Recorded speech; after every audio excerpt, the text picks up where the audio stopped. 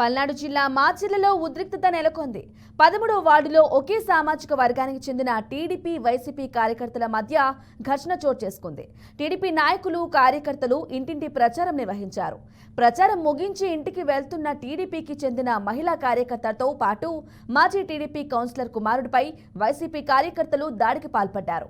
ఈ ఘటనలో టీడీపీకి చెందిన పలువురు గాయపడినట్లు తెలుస్తోంది. పోలీసులు కేసు నమోదు చేసి దర్యాప్తు చేస్తున్నారు.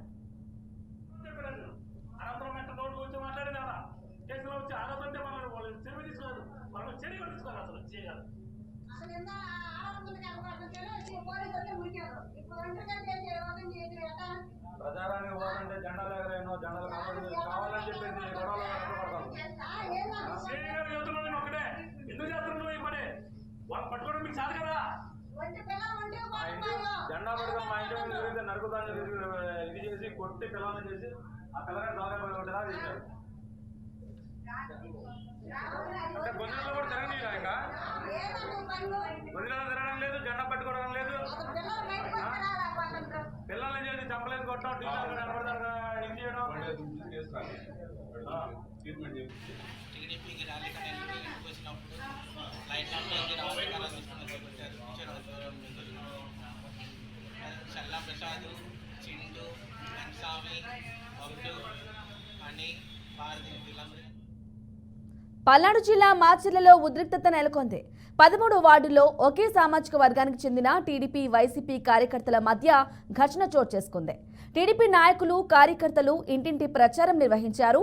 ప్రచారం ముగించి ఇంటికి వెళ్తున్న టీడీపీకి చెందిన మహిళా కార్యకర్తతో పాటు మాజీ టీడీపీ కౌన్సిలర్ కుమారుడిపై వైసీపీ కార్యకర్తలు దాడికి పాల్పడ్డారు. ఈ ఘటనలో టీడీపీకి చెందిన పలువురు గాయపడినట్లు తెలుస్తోంది.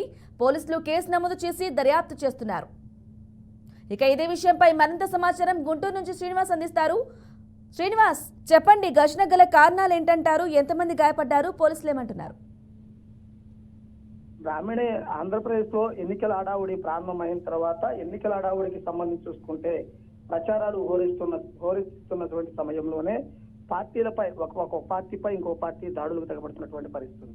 పల్నాడు జిల్లా మాచర్ల నియోజకవర్గంలో నిన్న ఆ తెలుగుదేశం పార్టీ నాయకులు ప్రచారం నిర్వహించి వస్తున్న తర్వాత ప్రచారంలో ఉన్న సమయంలోనే ఆ వైసీపీ, టీడీపీ వర్గాలకు సంబంధించినటువంటి వాదోపవాదాలు జరగటము, దాడులకు పాల్పడినటువంటి పరిస్థితి కూడా ఉండటం జరిగింది. అయితే ముఖ్యంగా చూసుకున్నట్లయితే కనుక పల్నాడులో గత కొంతకాలంగా ఒక ఉద్రిక్తత వాతావరణాలు అంటే గనక ప్రచారంలో కానీ అలానే ప్రచారంలో చేస్తున్నటువంటి వ్యాఖ్యల పట్ల కానీ ఒకరిపై ఒకరు దూషించుకున్నటువంటి పరిస్థితి అయితే కనుక కనపడుతుంది. కానీ నిన్న చూసినట్లయితే కనుక మహిళా కార్యకర్తలపై కూడా దాడులు తెగబడటం జరిగింది. ఈ దాడులలో ఒక మహిళా కార్యకర్త, ఒక పురుష కార్యకర్త ఇద్దరికి గాయాలు కావడం జరిగింది. అయితే తెలుగుదేశం పార్టీ వారు ప్రచారం ముగించుకొని వస్తున్న సమయంలో వైసీపీ పార్టీకి సంబంధించినటువంటి నేతలు ఈ దాడులు తెగబడ్డారంటూ కూడా వాళ్ళు ఆరోపణలు చేస్తున్నటువంటి పరిస్థితి ఉంటుంది. ఈ ఘటనపై పోలీసులు ఫిర్యాదు చేయగా పోలీసులు కేసు నమోదు చేసుకొని దర్యాప్తు చేస్తున్నారు. ఎన్నికల దగ్గర పడుతున్న వేళ కట్టుదిట్టమైనటువంటి భద్రతను ఏర్పాటు చేసే విధంగా కూడా మైకుల ద్వారా ప్రచారం చేస్తూ కూడా ఎక్కడా ఎవరు రెచ్చగొట్టే కార్యక్రమాలకు పాల్పడొద్దంటూ కూడా చెబుతున్నటువంటి పరిస్థితి అయితే కనుక ఉంది. Right, thank you Srinivas.